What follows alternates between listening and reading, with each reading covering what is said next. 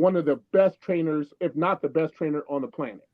Because people are lined up to see Charles. But Charles will tell you, he's a guy who has a PhD in architect. So when he looks at an athlete's body, he looks at it from the standpoint of how do I build this person for that person's particular needs in the gym. And so he had Sean one year and did Sean McQuay's diet and training, and they kind of missed the mark. And he went on camera and said, I messed up. I got to be better. So Dave, who's no longer with us, took over the nutrition. And what people don't understand, a lot of these people have nutritionists and they have trainers. So not a lot of times like Melanie where they do both, because some people that's just not their lane. You don't see Chris Aceto doing training. You see Chris Aceto doing diet. You don't see Charles doing diet. You see Charles doing training. So not everybody's built that way. So when I was with Flex, training with Flex when I was an amateur, I swore that I was going to get the same advice that I get from him that I would get from Charles. But because Flex trains with Charles for all those years when he was a pro and an amateur, and it was completely polar opposite.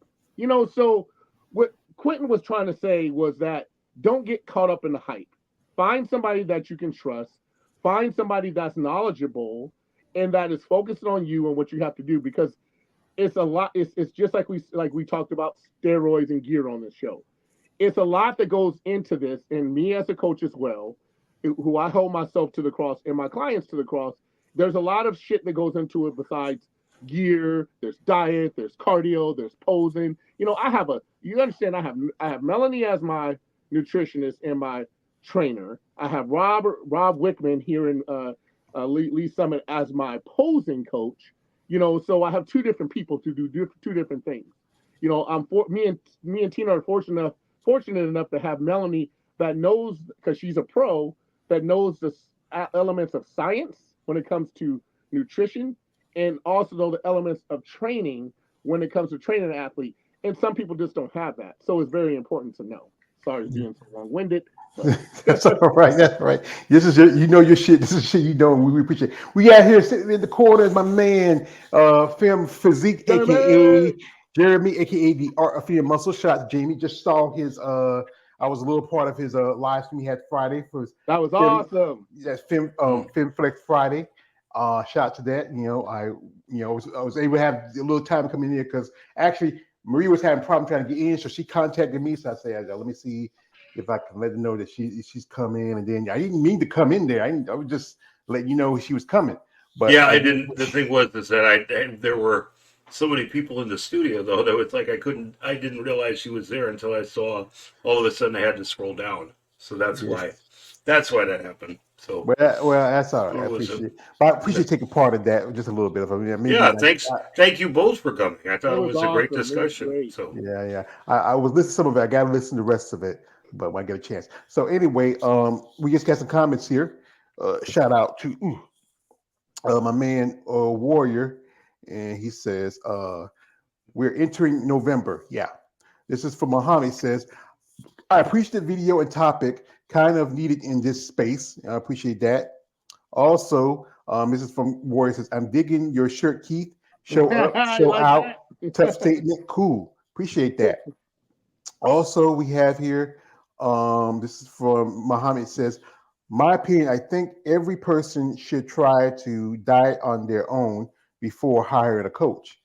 And is that a good idea, especially if you're just starting as a competitor or just somebody who just maybe just wanted to get into shape?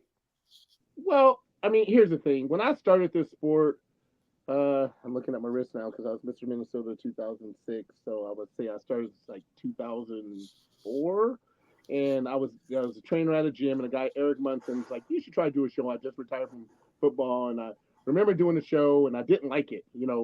But I know one thing, I could have never done it on my own because I was a football player for one, coming out of the NFL, and trying to do like diet and nutrition and like even like the posing aspect of it. I remember I was posing with Chris Bongiovanni and Flex when he took over my training was like, I'm gonna send you to Dave Palumbo was my trainer and sent me to Flex. And so me and my brother Stan Efferding went to Flex And they kept looking at me like, "Why are you posing like that?" And I'm like, "Well, Chris Giovanni," and they were like saying I was posing like a girl because Chris Giovanni was one of the top Olympia competitors for many many years. So she was the person that was my regional rep, and she was the person that was teaching me posing and things like that. But the whole idea of trying to do it on yourself for the first time, um, even back then, ain't no way. It's no way. That's the worst idea ever because, like I said earlier in the statement, there's so much science and so many things that goes into the element of bodybuilding that it's just a bad idea. Especially like I knew nothing about bodybuilding whatsoever, nothing. So to try, to try to do that myself ain't no way because I had no idea. Like it was like Hani Rambo when I started talking to him. He was like, "I gotta take your body from an athletic build to a bodybuilder build," and I'm like, "What the hell?" I was like 217, 218. I think I went up to 221, 231 as a super heavyweight. But I personally think that's a bad idea because I had no idea about this sport until I got into the sport, and then I actually quit because I was like, I don't really like this because of the subjective point of view and the judging and things like that. And I was actually Eric Munson who got me into the sport. I was doing the lightweights diet, and I'm a heavyweight, and so I was like, again, that's how much I didn't know. So I just think that's a bad idea, but that's just my opinion. Yeah. Well, he says this. Muhammad says, I made the mistake of hiring a coach, but he never taught me anything. He never taught me maintenance and deficit calculations. So I grew negative relationships with food and a lot of fears about dying. Yeah, but the thing is, he didn't teach you anything. It's just sometimes we go to a coach, we pick a coach, research, know about this person, talk to other people that may work with them, get some information before you get involved with any coach. Because sometimes you might get somebody who just half-assed. I've talked to ladies before where they worked with somebody who was a posing coach, but then that person was conning them out of their money. I hear stories where some coaches would do like this, like have other coaches delegate their plans because they're so busy. Like good examples, like someone like Shelby Starnes, Nasir, those guys have a stack of clients, and I usually try to find other people to do their because most of the time, I think some ladies I interviewed who had those guys who had like someone like Shelby or something like that as a coach and never met her in person because most of the stuff is online. Here, this is from Muhammad again. It says, I think you're fortunate enough to afford a coach, nutritionist who can teach you along the way. Then it's no brainer. Just talking about a lifestyle person who uses the gym as a hobby. Shout out to him. Also, this is from my man Warrior says, so Keith, you're prepping for a show next year, or are you just taking a break? So he already mentioned, I think he's already going to think about doing some shows next year. Also, he's qualified for the Masters Olympia. So he was on his way. So can't wait. So anyway, I'm gonna pull up this video. I found it on the site where we have some stuff that Quentin's talking about. Also, this is from Goat Fitness. I found this where I just do a little searching here, and they're talking about how the end of Matt Jensen, and I think it'll show some clips here from Quentin talking about what's going on, what went on. So we're gonna pull it up here in a bit.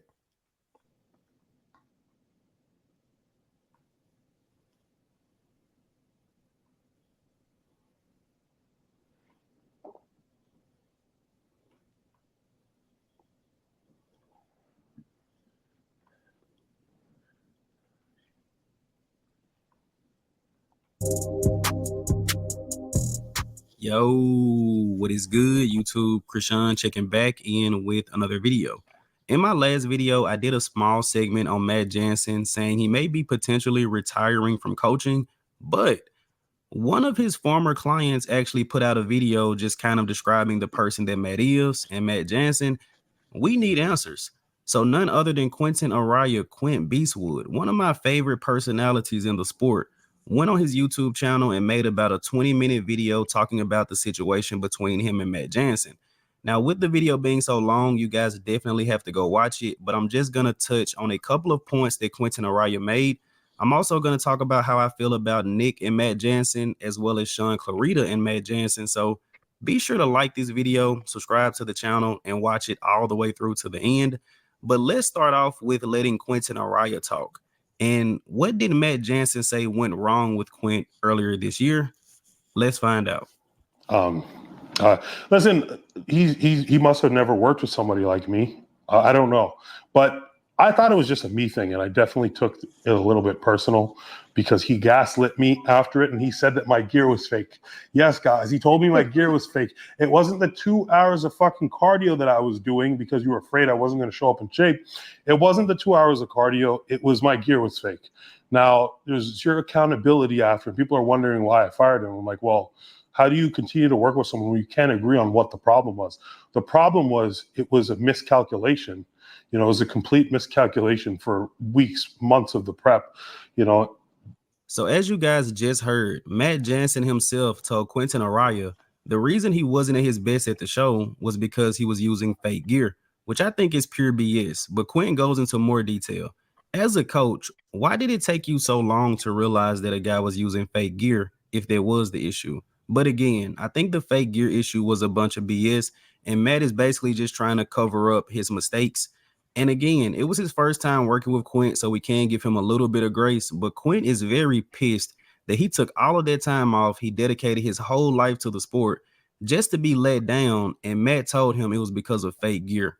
Just unbelievable. But Quint did put out a full video once again. I will link it in the description. You guys should definitely go watch that. Now let's talk about Nick Walker and Matt Jansen. And I'm going to go way back. This was a red flag I noticed years ago. Nick said if he ever wins the Mr. Olympia, Matt Jansen will receive the Sandow, which is an absurd statement. Why, as an athlete, would you give your coach your Sandow? I know that you love your coach. These coaches do everything for the athletes, but why in the world would you win the Mr. Olympia and give the Sandow to your coach? Anyway, that was said years ago. As of recent, Nick Walker pulled out of the Mr. Olympia because Matt Jansen said his physique wasn't ready. Referring back to Quentin Araya, Quint said, why did it take you so long to learn his physique wasn't responding? Why you didn't notice that at 14 or 15 weeks out?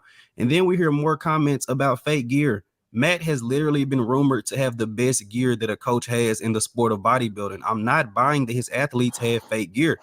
And I am pretty upset, guys, because I think we all read through the lines about Matt Jansen, but Quentin Araya coming out about this statement, coming out with the video, it just makes it real. From the outside looking in, it seems like Jansen is more focused on business than his clients. Quentin Araya did not have a good showing this year. Nick Walker did not even make it to the O.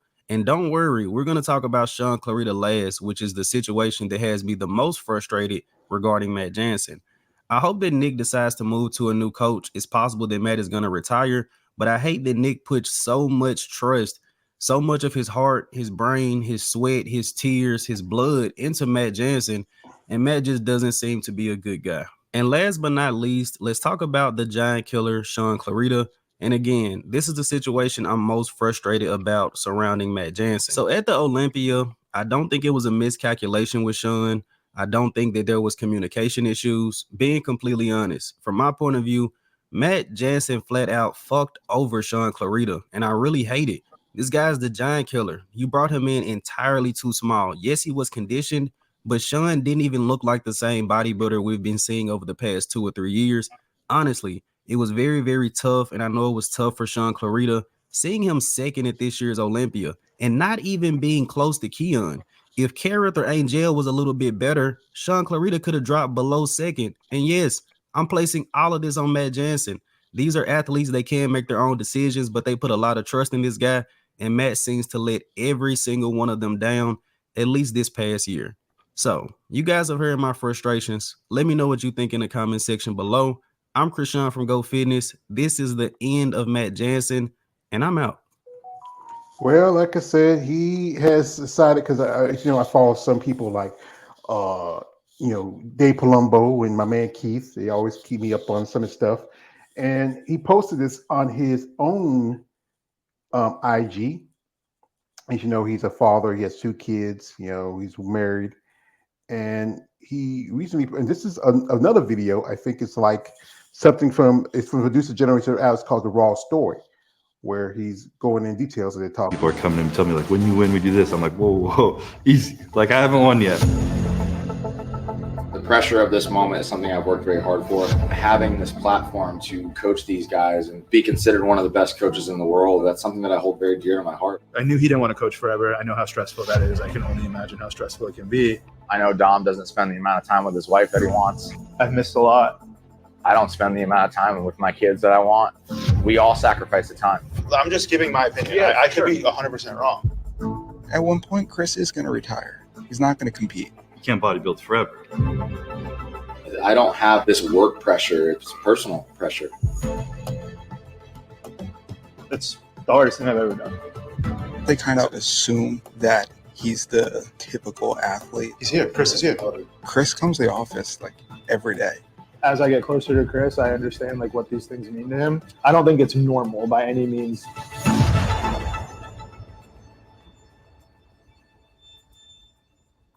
Whereas a new film that came over the weekend. Yeah, so it's by Jerry Iron. You know, it's talk about Matt Jensen. As he posted here, he's a father. He has 2 kids, a wife, and I believe he posted on social media because I'm trying to find it. It's here. I know I saw it when I looked into it. You know, it was somewhere on here. He mentioned it that he is making his retirement.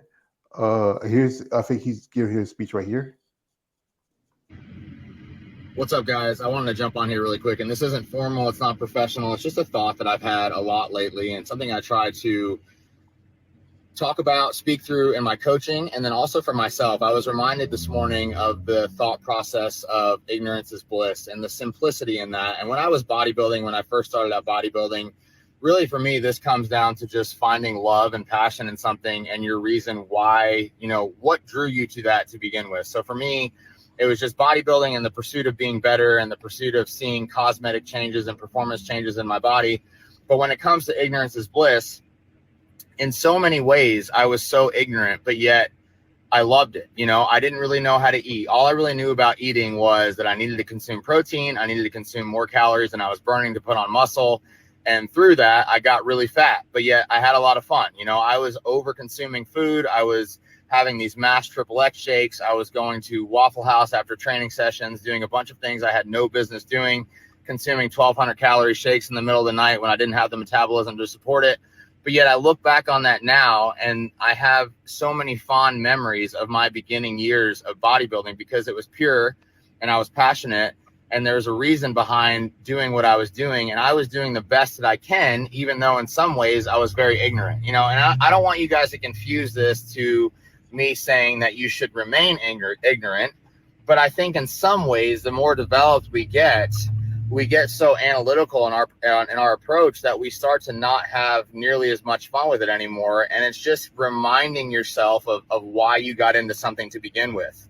You know, so this morning, I'm like here all over again. I'm so green when it comes to endurance sports and training. And I'm sure I make my coach Natasha laugh all the time, but there's a lot of things within the day-to-day structure of my training right now that I don't do, nor do I think that I should be doing, but yet in some ways I probably should be aware of. For example, this morning, it's 100% humidity in Florida this morning. The winds are also super high. There's been several times, even though this has happened in the past, where I go out and I have no clue of the conditions and I go out and I aim to ride my bike and I aim to follow the workout for the day, and it's just not feasible or it's just not possible because of the conditions. But yet, in my simple mind, I'm not even aware of that because right now I'm in this stage of training where I'm just having fun. I'm loving it. I'm loving the disconnect of what it does for me mentally, where it can just kind of recharge, reset, refocus my day. So even though the environment this morning wasn't great, even though my ride was way harder than what it should have been on paper because of me simply not checking what the weather looked like, and maybe I should have checked that weather and rode inside, I still had a great ride. And also too, you know, and I talked to Natasha about this, I think it's mentally preparing me for unknown conditions that are going to happen on race day, you know. And one thing about me is I am so, when it comes to doing something in a plan, I want to follow it to a T, but yet when I don't follow it to a T, how is my mind responding to that? You know, when I'm forced out of that environment, when I'm forced to not be able to execute a plan perfectly, which could very well happen on race day. You know, you could have a strong headwind, you could have rain. what am I going to do? Am I going to adapt? Am I going to become frustrated? You know, am I going to lose that simplicity in the approach? Am I going to lose the fun? You know, so really for me, this is just kind of encouraging you guys that as you get more advanced, and yes, there is very much important metrics that you should be looking at, that you should be noting, whether it's bodybuilding, whether it's physique enhancement, whether it's any type of performance. As you become more mature, you have more responsibility, but at the same time, don't lose that childlike mentality of just the purity of why you got into something to begin with. And, you know, it's something that I continue to encourage myself with, my athletes with, and just want to encourage you guys with today. Well, that's pretty good, but now he's kind of in trouble, you know, with, you know, losing some of his clients. And it looks like he is steering away from the sport. You know, he started doing other stuff like he's swimming. I think he's into track here. I mean, you know, staying active, staying busy, but it seems like he's losing focus as a coach on the business part of the sport. So, gentlemen, what's your thoughts? So, Art, you're here, and you are, you know, what's your thoughts? I want to get you first. Well, I'm just a fan. So it's like, I'm not a competitor. I'm not a coach by any means. So I guess for me, there's a guy that I tend to follow a lot. He goes by the handle Dynamite D over on IG. And he tends to post quite